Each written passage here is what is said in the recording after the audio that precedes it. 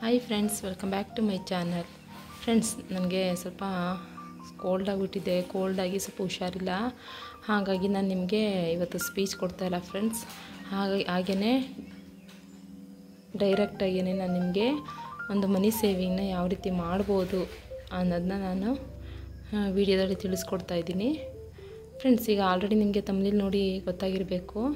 ಗಂಡ ಹೆಂಡತಿ ಸೇರಿ ಮನಿ ಸೇವಿಂಗ್ನ ಯಾವ ರೀತಿ ಮಾಡೋದು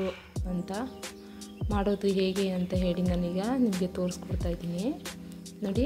ಗಂಡ ಹೆಂಡತಿ ಸೇರಿ ಮನಿ ಸೇವಿಂಗ್ ಮಾಡುವುದು ಹೇಗೆ ನೋಡಿ. ಮೊದಲನೇ ಸ್ಟೆಪ್ಪಲ್ಲಿ ಬಂದು ನೋಡಿ ಟಿಪ್ ನಂಬರ್ 1ನಲ್ಲಿ ಫ್ರೆಂಡ್ಸ್ ನೋಡಿ, ಟಿಪ್ ನಂಬರ್ 1ನಲ್ಲಿ ರೆಂಟ್ ಅಮೌಂಟ್ ಅಂತ ಹಾಕಿದ್ದೀನಿ. ಇಲ್ಲಿ ರೆಂಟ್ ಅಮೌಂಟು ಅಂದರೆ ಕಡಿಮೆ ದರದಲ್ಲಿ ನೋಡಬೇಕು. ಅಂದರೆ ನೀವು ಈಗ ಬಾಡಿಗೆ ಮನೆಯಲ್ಲಿ ಇರೋದಾದರೆ ನೀವು ಆದಷ್ಟು ಕಡಿಮೆ ಅಮೌಂಟಲ್ಲೇ ನೀವು ಮನೆಗಳನ್ನ ನೋಡಿ ಮನೆ ಮಾಡ್ಕೋಬೇಕಾಗುತ್ತೆ. ಈಗ ಒಂದು 10,000 ಬಾಡಿಗೆ ಇದ್ದರೆ ನೀವು ಅದರಲ್ಲಿ ಒಂದು ಅರ್ಧದಷ್ಟು ಅಂದರೆ ಒಂದು 5,000 ಇರುವಂತಹ ಮನೆ ಬಾಡಿಗೆನ ನೀವು ಮಾಡ್ಕೊಳ್ಳೋದ್ರಿಂದ ಇನ್ನು 5,000 ಅಮೌಂಟನ್ನ ನೀವು ಸೇವಿಂಗ್ ಮಾಡ್ಕೋಬೋದು.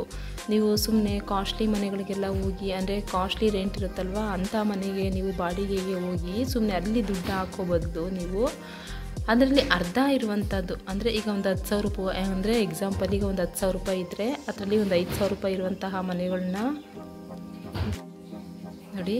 ಎಕ್ಸಾಂಪಲ್ ನಾನು ನಿಮಗೆ ಈಗ ಒಂದು 10,000 ಮನೆ ಬಾಡಿಗೆ ಇದ್ದರೆ ಅದರಲ್ಲಿ ಒಂದು 5,000 ಇರುವಂತಹ ಮನೆ ಬಾಡಿಗೆಗಳಿಗೆ ನೀವು ಹೋಗಿ ಇನ್ನು 5,000 ಇರುವಂತಹ ಅಮೌಂಟನ್ನ ನೀವು ಸೇವ್ ಮಾಡ್ಕೊಳ್ಳಿ.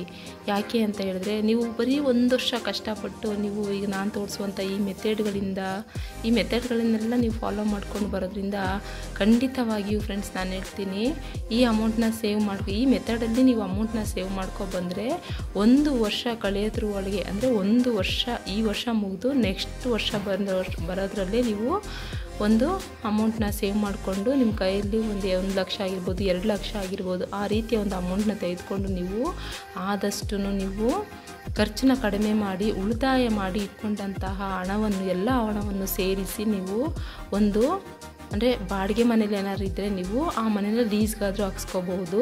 ಇಲ್ಲ ನಮ್ಮ ಹತ್ರ ಸೈಟ್ ಇದೆ ಅಂತ ಅಂದರೆ ಅದನ್ನ ಸೈಟ್ಗಾದರೂ ಆ ಅಮೌಂಟನ್ನ ಹಾಕ್ಕೊಂಡು ಇನ್ನೊಂದು ಸ್ವಲ್ಪ ಲೋನ್ ತೊಗೊಂಡು ಸ್ವಂತ ಮನೆಯೇ ಮಾಡ್ಕೋಬೋದಲ್ವಾ. ಹಾಗಾಗಿ ರೆಂಟ್ ಅಮೌಂಟನ್ನ ಆದಷ್ಟು ನೀವು ಕಡಿಮೆ ಇರುವಂತಹ ಮನೆಯೇ ತೆಗೆದುಕೊಂಡು ನೀವು 1 ವರ್ಷ ಕಷ್ಟಪಟ್ಟರೆ ಸಾಕು ಫ್ರೆಂಡ್ಸ್. ನಿಮ್ಮ ಕೈಲಿ 1 ವರ್ಷ, ಈ ವರ್ಷ ಕಳೆದು ನೆಕ್ಸ್ಟ್ ವರ್ಷ ಬರೋದ್ರೊಳಗೆ ನಿಮ್ಮ ಕೈಲಿ ಒಂದು ದೊಡ್ಡ ಅಮೌಂಟೇ ಇರುತ್ತೆ ಅಂತಲೇ ಹೇಳ್ಬೋದು.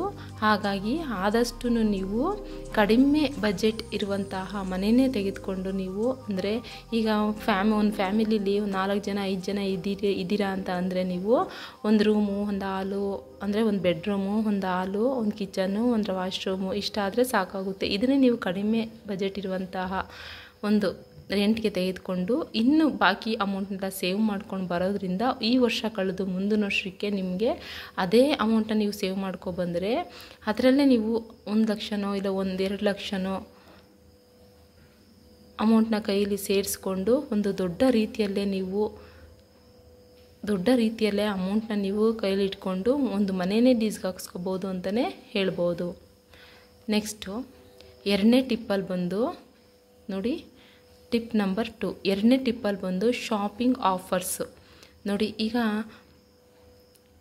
ಟಿಪ್ ನಂಬರ್ 2ಅಲ್ಲಿ ಶಾಪಿಂಗ್ ಆಫರ್ಸ್ ಅಂತ ಇದೆ. ಈ ಶಾಪಿಂಗ್ ಆಫರ್ಸ್ ಅಂತ ಹೇಳಿದ್ರೆ, ಈಗ ಮನೆಯಲ್ಲಿ ಗಂಡ ಹೆಂಡತಿ ಇಬ್ಬರೂ ಡ್ಯೂಟಿಗೆ ಹೋಗ್ತಾ ಇರ್ತಾರೆ ಅಂತ ಹೇಳಿದ್ರೆ, ಅವರು ಮಂತ್ಲಿ ಸ್ಯಾಲ್ರಿ ಬಂದ ತಕ್ಷಣವೇ ಅಂದರೆ ದುಡ್ಡನ್ನೆಲ್ಲ ಬಟ್ಟೆಗೆ ಹಾಕ್ಕೊಂಡು ಒಳ್ಳೊಳ್ಳೆ ಬಟ್ಟೆಗಳನ್ನ ತಗೊಂಡು ಹಾಕೊಳ್ಳೋದು.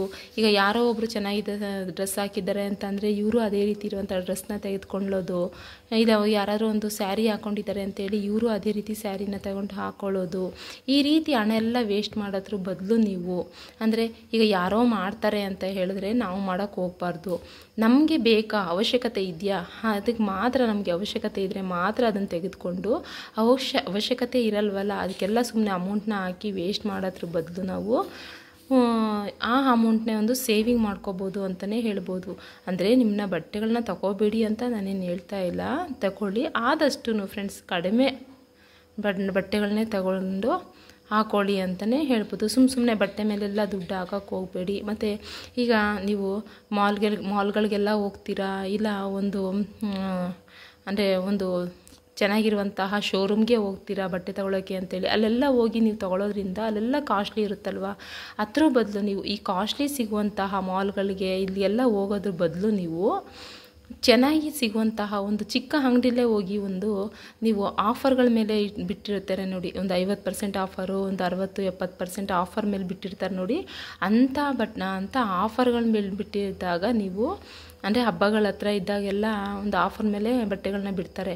ಆ ಟೈಮಲ್ಲಿ ನೀವು ಒಂದು 2 ಜೊತೆ 3 ಜೊತೆ ತೆಗೆದುಕೊಳ್ಳೋದ್ರಿಂದನೂ ಸಹ ನೀವು ಅಮೌಂಟನ್ನ ಸೇವ್ ಮಾಡ್ಕೋಬೋದು ಅಂತಲೇ ಹೇಳ್ಬೋದು ಫ್ರೆಂಡ್ಸ್.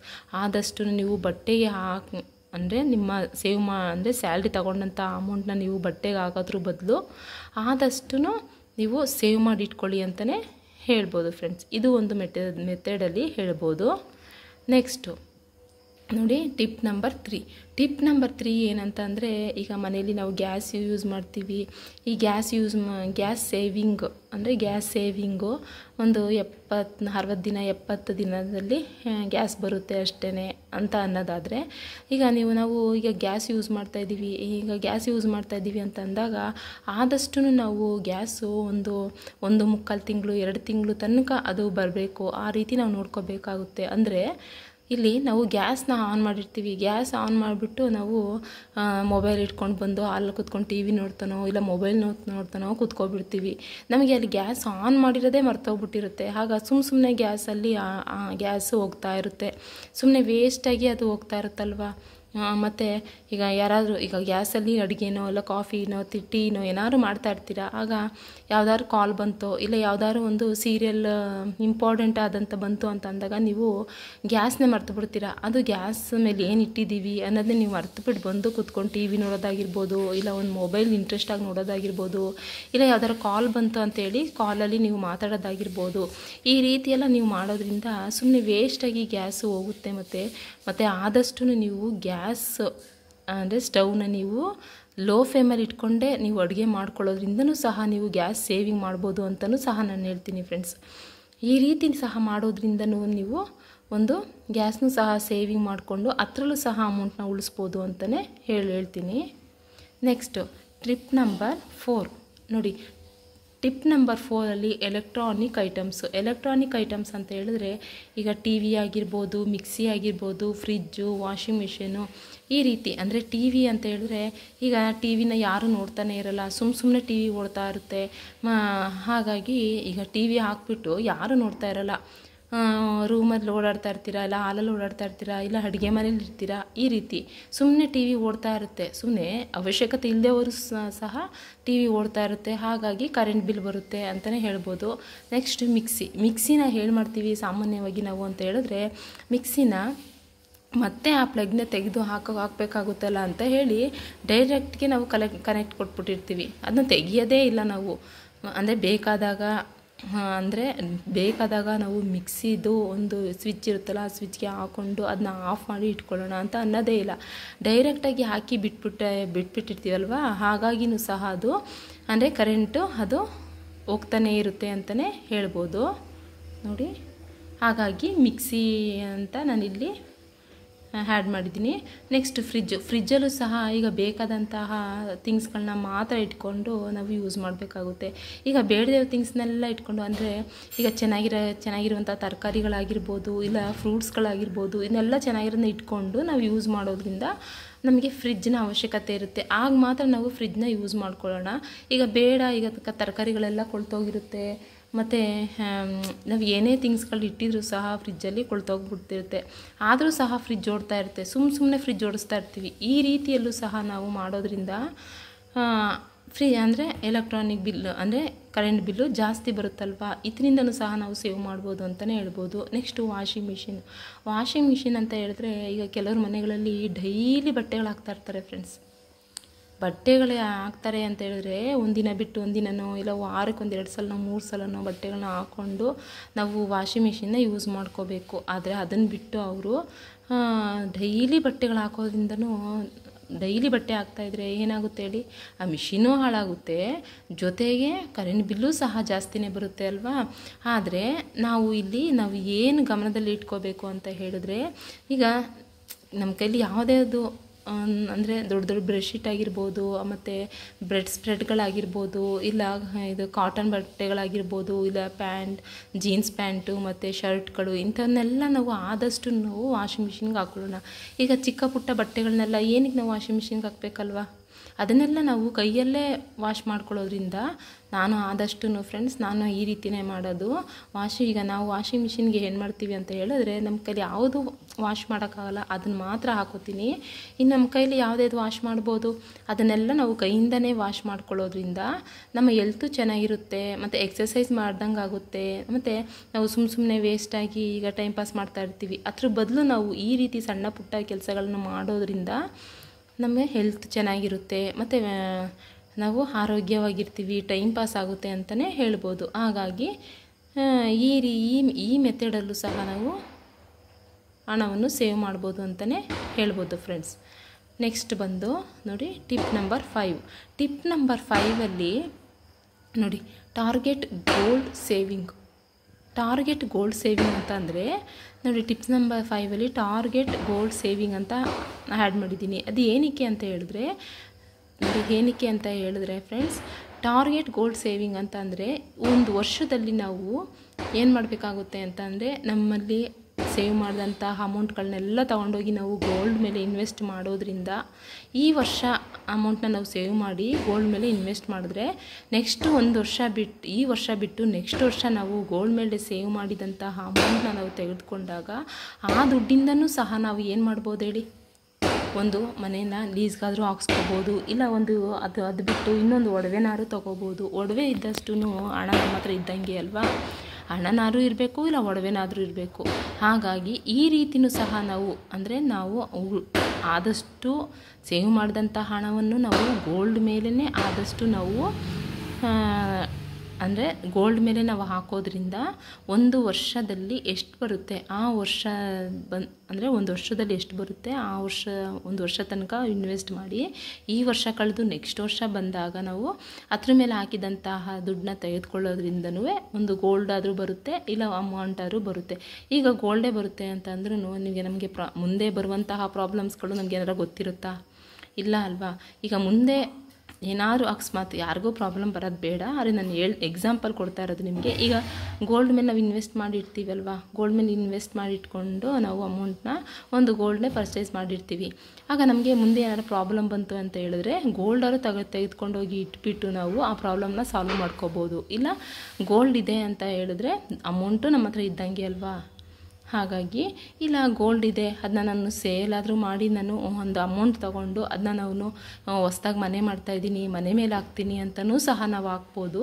ಇಲ್ಲ ಒಂದು ಇಲ್ಲ ಅದೇ ಅಮೌಂಟ್ಗೆ ನಾವು ನನ್ನ ಮನೆ ಲೀಸ್ಗೆ ಹಾಕ್ಸ್ಕೊತೀವಿ ಅಂತೇಳಿ ಆ ಅಮೌಂಟಲ್ಲಿ ಒಂದು ಮನೆನಾದ್ರೂ ಸಹ ನಾವು ಲೀಸ್ಗೆ ಹಾಕ್ಸ್ಕೊಳ್ಳೋದ್ರಿಂದ ನಾವು ಮಂತ್ಲಿ ಕಟ್ಟುವಂತಹ ರೆಂಟು ಆದಷ್ಟು ಸೇವ್ ಅಮೌಂಟು ಲೆಸ್ ಆಗುತ್ತಲ್ವ. ಲೆಸ್ ಆದಾಗ ನಮಗೆ ಅಮೌಂಟು ಏನಾಗುತ್ತೇಳಿ ಆ ದುಡ್ಡನ್ನು ಸಹ ನಾವು ಸೇವ್ ಮಾಡ್ಬೋದು ಅಂತಲೇ ಹೇಳ್ಬೋದು ಫ್ರೆಂಡ್ಸ್. ನೆಕ್ಸ್ಟು ಮನಿ ಸೇವಿಂಗ್ ಅಂತ ಹೇಳಿದ್ರೆ ನಮಗೆ ಸಾಮಾನ್ಯವಾಗಿ ನೆನಪಿಗೆ ಬರುವಂಥದ್ದು ಈ ಅಡುಗೆ ಮನೆಯಲ್ಲಿರುವಂತಹ ನಾವು ದಿನಸಿ ಸಾಮಾನುಗಳನ್ನ ನಾವು ಅತಿ ಹೆಚ್ಚಾಗಿ ಖರ್ಚು ಮಾಡ್ತೀವಿ ನೋಡಿ. ಖರ್ಚು ಮಾಡಿ ಅದನ್ನ ಸ್ವಲ್ಪ ನಾವು ಮಿಡ್ತದಲ್ಲಿ ಖರ್ಚು ಮಾಡಿಕೊಂಡು ಅದರಲ್ಲೂ ಸಹ ನಾವು ಮನಿ ಸೇವಿಂಗ್ನ ಮಾಡೋದ್ರಿಂದ ಅದನ್ನೂ ಸಹ ನಾವು ಒಂದು ಮನಿ ಸೇವಿಂಗ್ ಅಂತಲೇ ಹೇಳ್ಬೋದು. ಯಾಕೆ ಅಂತ ಹೇಳಿದ್ರೆ ನಮಗೆ ಬೇಡದಕ್ಕೆಲ್ಲ ನಾವು ಈಗ ತಿಂಗಳಾಯಿತು ಅಂತಂದರೆ ದುಡ್ಡನ್ನ ಕೈಯಲ್ಲಿ ಇಟ್ಕೊಂಡು ಹೋಗ್ಬಿಟ್ಟು ದಿನಸಿ ಅಂಗಡಿಗೆ ಹೋಗ್ಬಿಟ್ಟು ಅದು ಬೇಕು ಇದು ಬೇಕು ಈಗ ಆಫರಲ್ಲಿ ಬಿಟ್ಟಿದ್ದಾರಲ್ವಾ.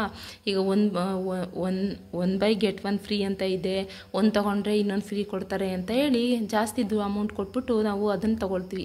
ಆ ಥರ ಮಾಡೋದನ್ನ ಆದಷ್ಟು ನಾವು ಕಡಿಮೆ ಮಾಡೋಣ ಫ್ರೆಂಡ್ಸ್. ಕಡಿಮೆ ಅಲ್ಲ, ಆ ಥರ ಮಾಡೋದೇ ಬೇಡ. ಏಕೆಂದರೆ ಆ ಥರ ಮಾಡೋದ್ರಿಂದ ನಮ್ಮ ಹಣ ಅಲ್ಲಿ ಲೆಸ್ ಆಗಿಬಿಡುತ್ತೆ, ಅಂದರೆ ಅಲ್ಲಿ ಹಣ ನಮ್ಮದು ಖರ್ಚಾಗ್ಬಿಡುತ್ತೆ.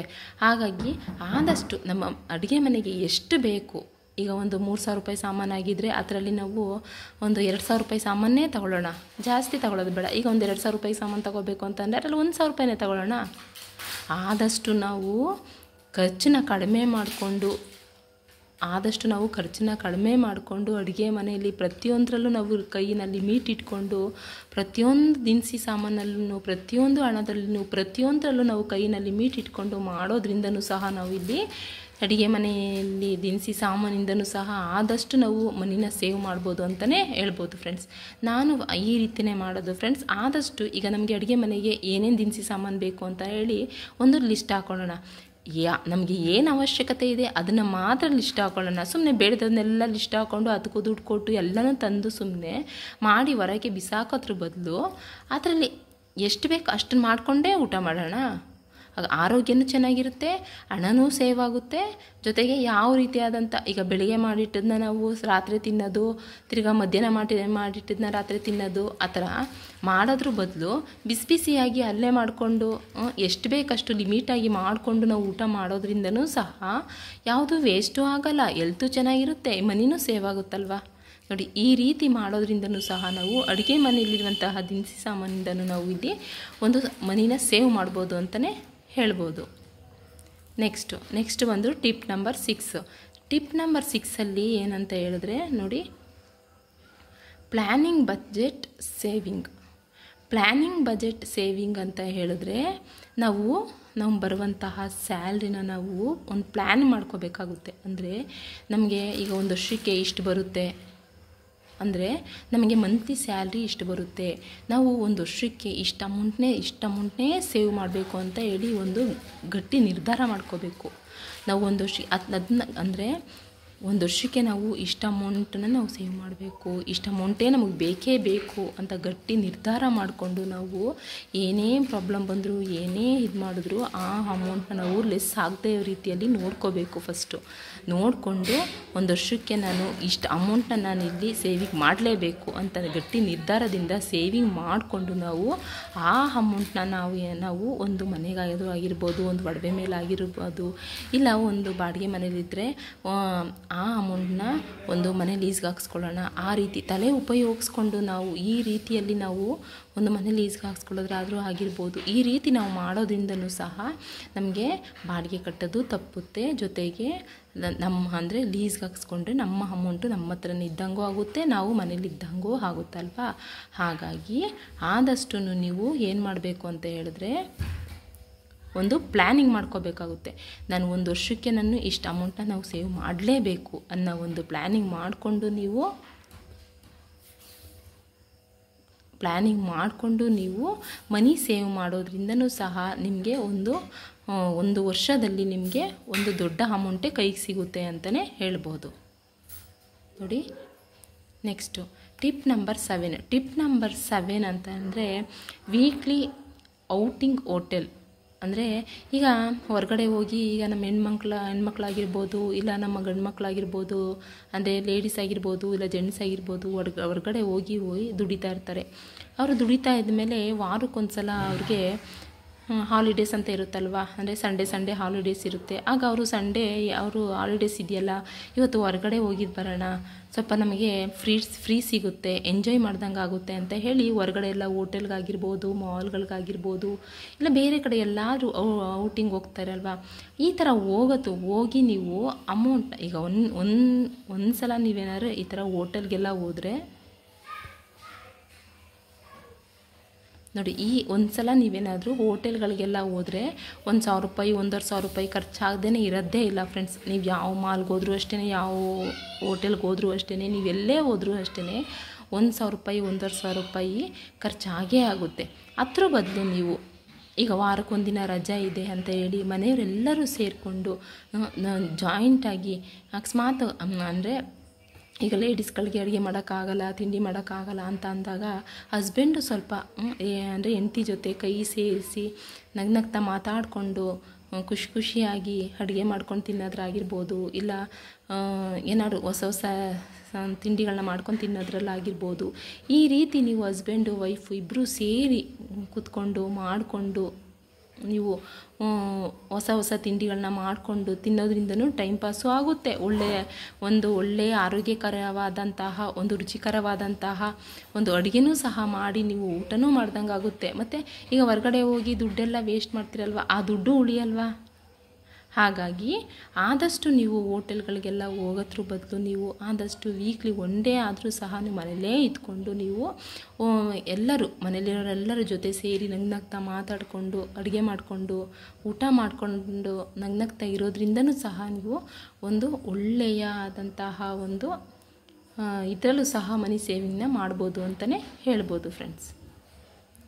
ನೆಕ್ಸ್ಟು ಟಿಪ್ ನಂಬರ್ 8 ನೋಡಿ.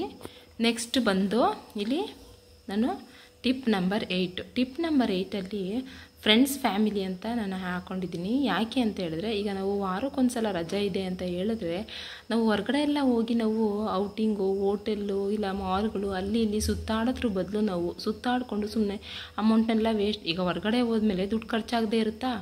ಹಾಗೇ ಆಗುತ್ತೆ ಅಲ್ವಾ. ಈಗ ನಾವು ಹೊರಗಡೆ ಹೋದ್ಮೇಲೆ ಏನಾದ್ರು ನಮ್ಮ ಕಣ್ಣಿಗೆ ಬಿದ್ದೇ ಬರುತ್ತೆ. ಆಗ ನಾವು ತಗೊಳ್ಳೇಬೇಕು ಅಂತ ಅನಿಸುತ್ತೆ. ತಗೊಂಡೇ ದುಡ್ಡಿದ್ರೆ ಅಲ್ಲ ತಗೊಳ್ಬೇಕು ಅಂತ ಅನಿಸುತ್ತೆ. ಕೈಯಲ್ಲಿ ದುಡ್ಡಿದೆಯಲ್ಲ ತಗೊಳ್ಬಿಡೋಣ ಅಂತೇಳಿ ನಾವು ತಗೊಳ್ಬಿಡ್ತೀವಲ್ವಾ. ಹಾಗಾಗಿ ಅದ್ರ ಬದಲು ನಾವು ಇದರೆಲ್ಲ ಹೋಗಿ ನಾವು ಸುಮ್ಮನೆ ದುಡ್ಡನ್ನ ವೇಸ್ಟ್ ಮಾಡೋದ್ರ ಬದಲು ನಾವು ಫ್ರೆಂಡ್ಸ್ಗಳ ಮನೆಗೆ ಹೋಗೋಣ, ಫ್ಯಾಮಿಲಿ ಮನೆಗಳಿಗೆ ಹೋಗೋಣ. ಒಂದು ವಾರ ಒಬ್ಬರ ಮನೆಗೆ ಹೋದರೆ ಅಂದರೆ ವಾರದಲ್ಲಿ ಒಂದು ದಿನ ಫ್ರೆಂಡ್ಸ್ ಮನೆಗೆ ಹೋದರೆ ನೆಕ್ಸ್ಟ್ ವಾರ ಅವರು ನಮ್ಮ ಮನೆಗೆ ಬರೋದಾಗಿರ್ಬೋದು. ಇಲ್ಲ ಒಬ್ಬರು ಫ್ಯಾಮಿಲಿ ಮನೆಗೆ ಹೋದರೆ ಅವರು ಒಂದು ವಾರ ನಾವು ಫ್ಯಾಮಿಲಿ ಮನೆಗೆ ಹೋದರೆ ಇನ್ನೊಂದು ವಾರ ಅವ್ರು ನಮ್ಮ ಮನೆಗೆ ಬರೋದಾಗಿರ್ಬೋದು. ಈ ರೀತಿ ಎಲ್ಲ ನಾವು ಹೊರಗಡೆ ಸುತ್ತಾಡಿಕೊಂಡು ಎಂಜಾಯ್ ಮಾಡಿಕೊಂಡು ಫ್ರೆಂಡ್ಸ್ಗಳ ಜೊತೆ ಎಲ್ಲ ಸೇರಿ ಫ್ಯಾಮಿಲಿ ಜೊತೆ ಎಲ್ಲ ಸೇರಿ ನಗ್ನಗ್ತಾ ಖುಷಿಯಾಗಿ ಅಂದರೆ ಟೈಮ್ ಪಾಸ್ ಮಾಡಿಕೊಂಡು ನಾವು ಲೈಫ್ನ ಎಂಜಾಯ್ ಮಾಡ್ಕೊಂಡು ಇರಬೇಕಲ್ವ. ಈ ರೀತಿ ಮಾಡ್ಕೊಂಡಿರೋದ್ರಿಂದನೂ ಸಹ ನಾವು ಒಂದು ರೀತಿಯಲ್ಲಿ ಅಂದರೆ ಇಲ್ಲಿ ಹೊರಗಡೆ ಹೋಗಿ ಅಮೌಂಟ್ನ ಖರ್ಚು ಮಾಡೋದ್ರ ಬದಲು ಈ ರೀತಿಯಲ್ಲಿ ನಾವು ಮಾಡೋದ್ರಿಂದನೂ ಸಹ ನಾವು ಆದಷ್ಟು ಹಣವನ್ನು ಸೇವ್ ಮಾಡ್ಬೋದು ಅಂತಲೇ ಹೇಳ್ಬೋದು ಫ್ರೆಂಡ್ಸ್. ನೆಕ್ಸ್ಟ್ ಬಂದು ನೋಡಿ ಟಿಪ್ ನಂಬರ್ 9ನಲ್ಲಿ ನಾನಿಲ್ಲಿ ಏನು ಹಾಕ್ಕೊಂಡಿದ್ದೀನಿ ಅಂದರೆ ಪೆಟ್ರೋಲ್ನ ನಾನು ಏನಕ್ಕೆ ಹಾಕ್ಕೊಂಡಿದ್ದೀನಿ ಅಂತ ಅಂದರೆ, ಈಗ ಪ್ರತಿಯೊಬ್ಬರ ಹತ್ರನೂ 2 ವೀಲರ್ ಗಾಡಿ ಇದ್ದೇ ಇರುತ್ತೆ. 2 ವೀಲರ್ ಗಾಡಿ ಇದೆ ಅಂತ ಹೇಳಿದ್ಮೇಲೆ ನೀವು ಎಲ್ಲೇ ಹೋದ್ರೂ 2 ವೀಲರ್ ಗಾಡಿಲೇ ಹೋಗ್ತೀರಾ ಬರ್ತೀರಾ. ಹಾಗಾಗಿ ಆದಷ್ಟು ನೀವು ಪೆಟ್ರೋಲ್ಗೆ ನೀವು ದುಡ್ಡನ್ನ ಆದಷ್ಟು ಕಡಿಮೆನೇ ಹಾಕೋದ್ರಿಂದನೂ ಹಣನೂ ಸೇವ್ ಮಾಡ್ಬೋದು ಅಂತಲೇ ಹೇಳ್ಬೋದು. ಅದು ಯಾವ ರೀತಿ ಅಂತ ಹೇಳಿದ್ರೆ, ಈಗ ಈಗಂತೂ ಪೆಟ್ರೋಲ್ ಬೆಲೆ ಜಾಸ್ತಿ ಆಗ್ತಾನೆ ಇದೆ, ಕಡಿಮೆ ಅಂತೂ ಆಗ್ತಾ ಇಲ್ಲ. ಈಗ 100 ರೂಪಾಯಿಗೆ ನಾವೆಲ್ಲ ಪೆಟ್ರೋಲ್ ಹಾಕ್ಸಿದ್ರೂ ಸಹ ಅದು ಒಂದು 2 ರೌಂಡ್ 3 ರೌಂಡ್ಗೆ ಖಾಲಿನೇ, 3 ರೌಂಡು ಬರೋಲ್ಲ, 2 ರೌಂಡ್ಗೆ ಖಾಲಿ ಆಗಿಬಿಡುತ್ತೆ. ಹಾಗಾಗಿ ಆದಷ್ಟು ನೀವು ಈಗ 2 ವೀಲರ್ಗೆ ಪೆಟ್ರೋಲ್ ಹಾಕ್ಸ್ಕೊಂಡು ನೀವು ಪಕ್ಕದಲ್ಲೇ ಅಂಗಡಿ ಇದ್ರೂ ಸಹ ಈಗಿನಲ್ಲಿ ಏನು ಮಾಡ್ತೀರಾ ಗೊತ್ತಾ, ಗಾಡಿನೇ ತಗೊಂಡು ಹೋಗ್ತಾರೆ. ಯಾಕೆ ಹೇಳಿ, ಗಾಡಿ ಇದೆಯಲ್ಲ ಸುಮ್ಮನೆ ಯಾಕೆ ನಾವು ಕಾಲು ನೋವಿಸ್ಕೋಬೇಕು ಅಂತೇಳಿ. ಆ ರೀತಿ ಮಾಡೋದ್ರ ಬದಲು ನೀವು ಆದಷ್ಟು ನೀವು ನಡ್ಕೊಂಡು ಹೋಗೋದ್ರಿಂದ ನಡ್ಕೊಂಡು ಬರೋದ್ರಿಂದ ನಿಮ್ಮ ಆರೋಗ್ಯನೂ ಚೆನ್ನಾಗಿರುತ್ತೆ, ಮತ್ತು ವಾಕ್ ಮಾಡ್ದಂಗೂ ಆಗುತ್ತೆ. ಮತ್ತು ನಿಮ್ಮ ನೋಡಿ ಈ ಪೆಟ್ರೋಲ್ಗೆ ಹಾಕುವಂತಹ ಅಮೌಂಟು ಸಹ ಉಳಿಯುತ್ತಲ್ವ. ಹಾಗಾಗಿ ಆದಷ್ಟು ನೀವು ವಾಕ್ ಮಾಡ್ಕೊಂಡು ಹೋಗೋದ್ರಿಂದನೂ ಸಹ ನೀವು ಈ ಪೆಟ್ರೋಲ್ ಅಮೌಂಟ್ನ ಉಳಿಸ್ಬೋದು ಅಂತಲೇ ಹೇಳ್ಬೋದು.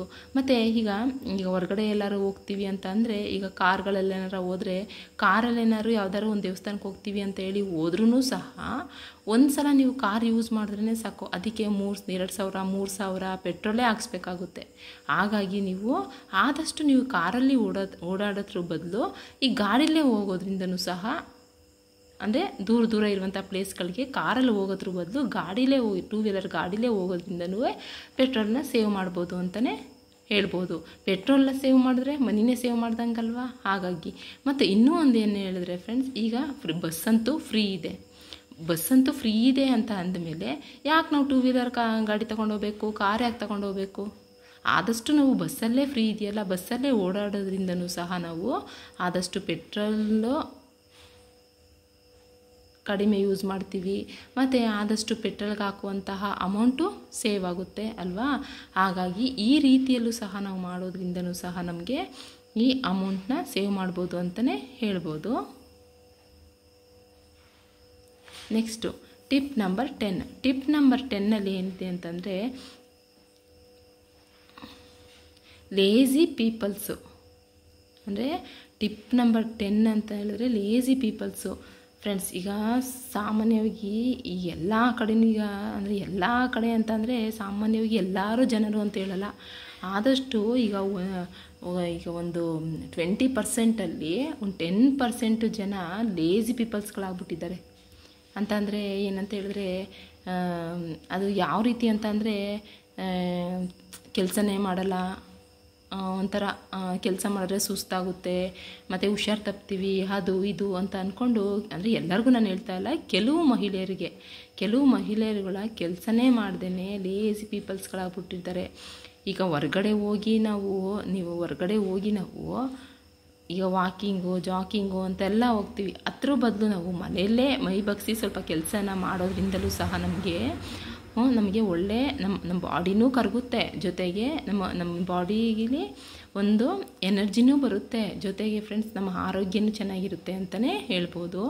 ಮತ್ತು ಇನ್ನೊಂದು ಏನು ಹೇಳಿದ್ರೆ ನೋಡಿ, ನೆಕ್ಸ್ಟ್ ನಾನು ಲೇಸಿ ಪೀಪಲ್ಸ್ ಅಂತಂದರೆ ಇನ್ನೊಂದು ಏನಕ್ಕೆ ತೊಗೊಂಡಿದ್ದೀನಿ ಅಂತಂದರೆ ಈ ಕರೆಂಟು ಮತ್ತು ನೀರು, ಫೋನು, ಟಿ ವಿ ಇದರಲ್ಲೆಲ್ಲ ನಮ್ಮ ಜನ ತುಂಬ ಲೇಸಿ ಆಗಿಬಿಟ್ಟಿದ್ದಾರೆ ಅಂತಲೇ ಹೇಳ್ಬೋದು.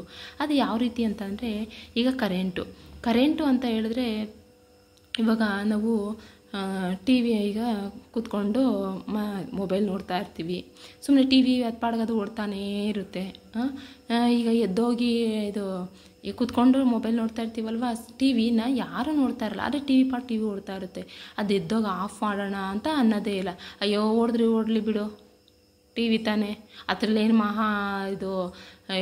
ಅಂದರೆ ಕರೆಂಟ್ ಬಿಲ್ ಬಂದುಬಿಡುತ್ತೆ, ಅದರಲ್ಲಿ ಅಷ್ಟು ಬರೋಲ್ಲ, ಓಡಲಿ ಬಿಡು, ನನ್ನ ಪಾಡು ನಮ್ಮ ಈಗ ಎದ್ದೋರೆ ನನ್ನ ಕೈಕಾಲು ನೋವುತ್ತೆ, ಯಾಕೆ ಎದ್ದೋಗಬೇಕು, ಮೊಬೈಲ್ ನೋಡ್ತಾ ಇದ್ದೀನಲ್ವ ನಾನು, ನೋಡೋಣ ಅಂತ ಹೇಳ್ಬಿಟ್ಟು ಇದ್ರಲ್ಲಿ ನೆಗ್ಲೆಕ್ಟ್ ಮಾಡೋದು.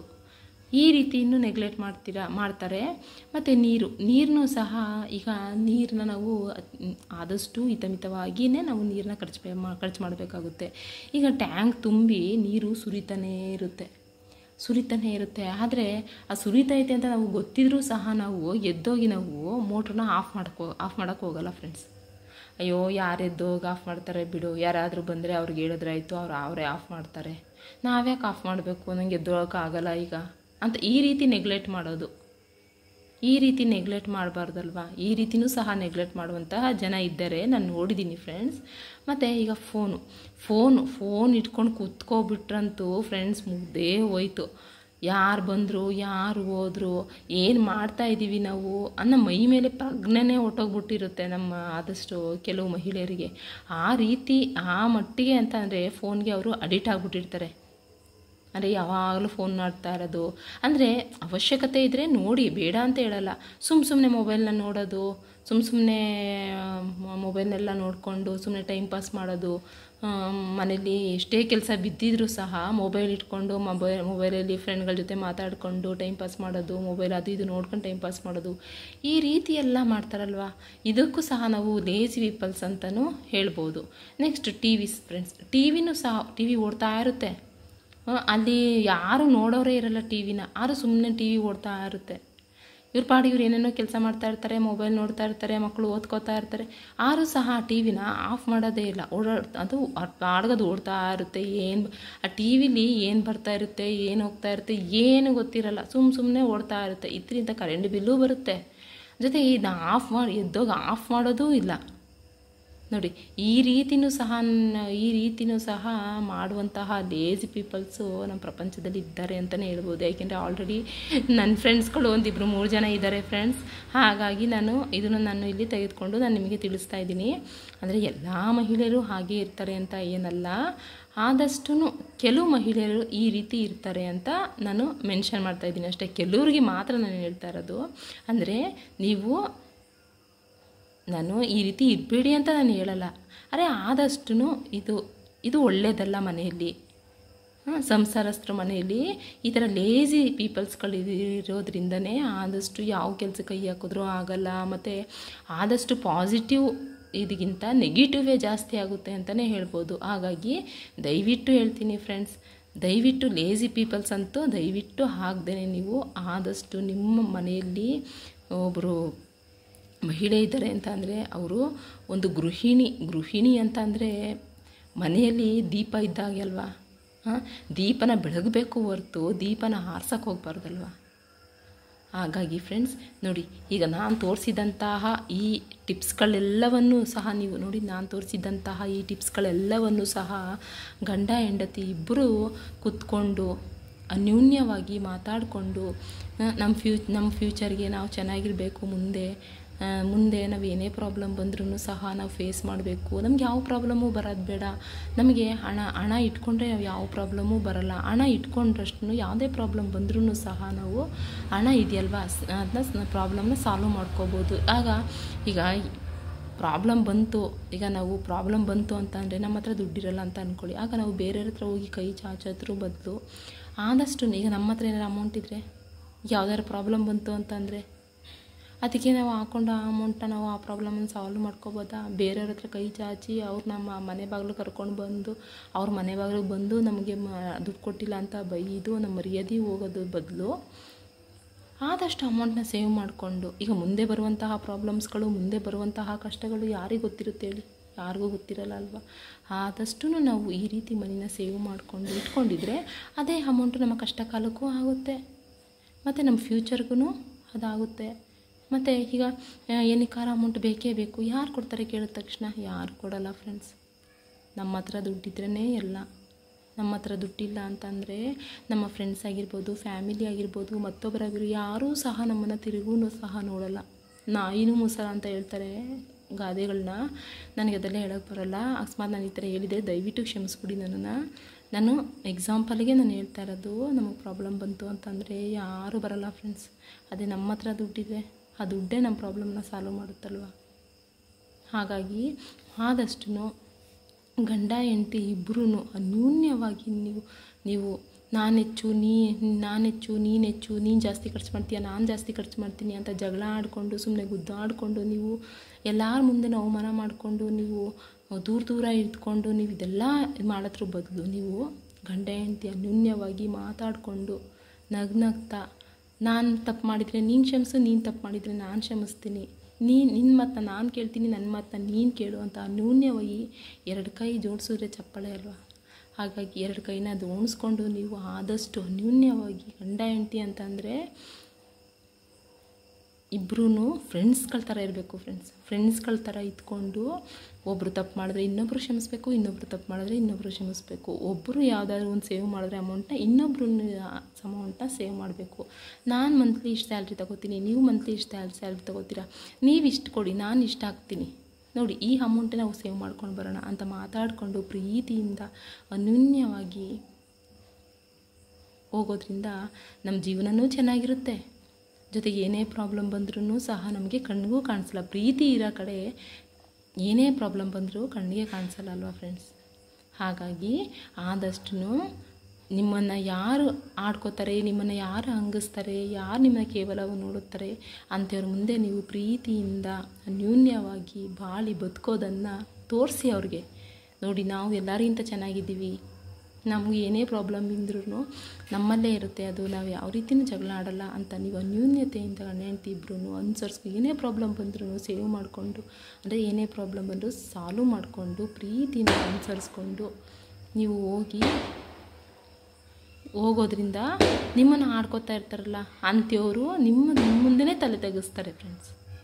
ಆ ರೀತಿ ನೀವು ಜೀವನ ಮಾಡ್ಕೊಂಡು ಹೋಗಿ, ನೀವು ಆ ರೀತಿ ಜೀವನ ಮಾಡಿ ಅವರಿಗೆ ತೋರಿಸ್ಕೊಂಡು ಲೈಫಲ್ಲಿ ಗಂಡ ಹೆಂಡತಿ ಒಂದು ಫ್ಯಾಮಿಲಿ ಅಂದರೆ ಎಷ್ಟು ಒಳ್ಳೆ ಸಂಸಾರ ಇದು ಅಂತ ನೋಡಿದವರು ಸಹ ಆಮೇಲೆ ಬೆರಳಿಟ್ಕೋಬೇಕು. ಆ ರೀತಿ ನೀವು ಜೀವನ ಮಾಡಿ ತೋರಿಸಿ. ಈ ರೀತಿ ನಾವು ಜೀವನ ಮಾಡಿ ತೋರಿಸಿದಾಗ ಫ್ರೆಂಡ್ಸ್ ಹೇಳ್ತಾರಲ್ವ, ಎರಡು ಕೈ ಜೋಡಿಸಿದ್ರೇ ಚಪ್ಪಾಳೆ ಆಗೋದು. ಎರಡು ಕೈನ ಜೋಡಿಸಿ ಚಪ್ಪಾಳೆ ಆಗ್ತೀವಲ್ವ, ಆ ರೀತಿಯಲ್ಲಿ ಗಂಡ ಹೆಂಡತಿ ಅನ್ಯೋನ್ಯವಾಗಿ ಮಾತಾಡಿಕೊಂಡು ಕೂತ್ಕೊಂಡು ಪ್ರೀತಿಯಿಂದ ಹಣನ ಎಲ್ಲೂ ಫೋಲಾಗದಂತೆ ನೀವು ಆದಷ್ಟು ಅದನ್ನು ನೀವು ಸೇವ್ ಮಾಡ್ಕೊಂಡು ಬರೋದ್ರಿಂದ ನಿಮ್ಮ ಕೈಲಿ ಒಂದು ವರ್ಷ ತುಂಬಿದ ನಂತರ ಒಂದು ದೊಡ್ಡ ಅಮೌಂಟೇ ಬರುತ್ತೆ. ಅದರಿಂದ ನೀವು ಆದಷ್ಟು ಬಾಡಿಗೆ ಮನೆಯಲ್ಲಿರೋರು ಲೀಸ್ಗೆ ಹಾಕ್ಸ್ಕೊಬೋದಲ್ವಾ? ಈಗ ನಾವು ಲೀಸ್ಗೆ ಹಾಕ್ಸ್ಕೊಳ್ಳಲ್ಲ, ಅದೇ ಅಮೌಂಟ್ ಇದ್ದರೆ ನಾವು ಇನ್ನೊಂದು ಸ್ವಲ್ಪ ಅದಕ್ಕೆ ಅಮೌಂಟ್ ಹಾಕ್ಕೊಂಡು ಒಂದು ಸೈಟ್ ಇದೆ ಮನೆ ಕಟ್ಕೋತೀವಿ ಅಂತ ಹೇಳಿದ್ರೆ ನಿಮ್ಮ ಸ್ವಂತ ಮನೆಯೇ ಬರಲ್ವಾ?